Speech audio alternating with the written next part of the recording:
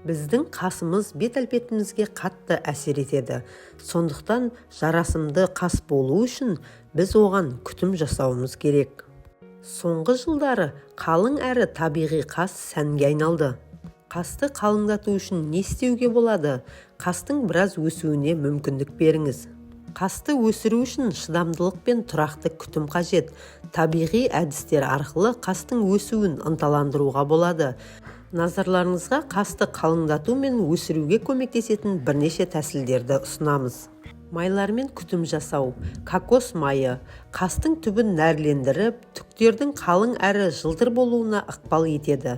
Бадам майы құрамында Е дәрумені бар, бұл қастың табиғи өсуін ынталандырады.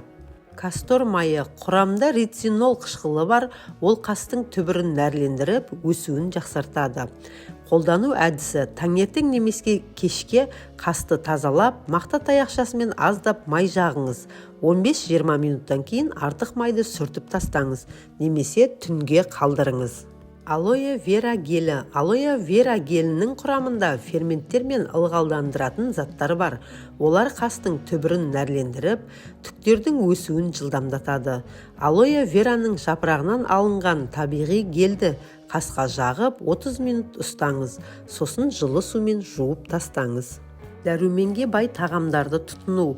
Қастың өсуі үшін ағзаға қажет В тобының дәрумендері, Е дәрумені және темір. Бұл заттар түктердің өсуін жылдамдатып, сау болуын қамтамасыз етеді. Протеинге бай тағамдар: ет, балық, жұмыртқа, сүт өнімдері.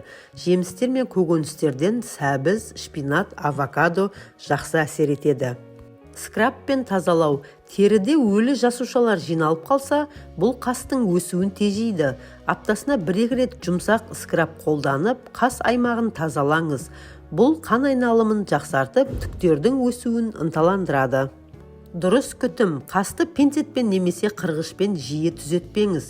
Түктерді жиі жылу, оларды өсуін бәсеңдетеді. Қасты арнайы щеткамен күн сайын тараңыз. Бұл әдіс қан айналымын жақсартып, түктердің өсуін тездетеді.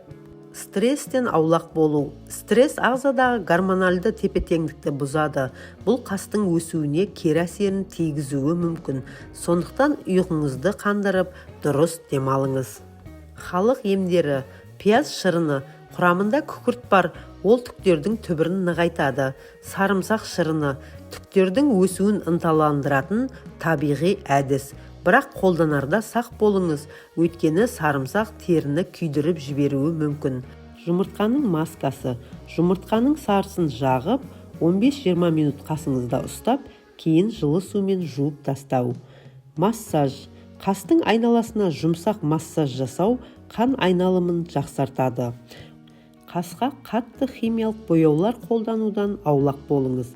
Осы әдістерді тұрақты түрде қолданып шыдамдылық танытсаңыз, қасыңыздың қалыңдап өсуі сөзсіз. Видеоны соңына дейін көргеніңізге рахмет. Видео ұнаса, тіркеліп лайк басуды ұмытпаңыз. Кеңесіміз кәдеңізге жарасын.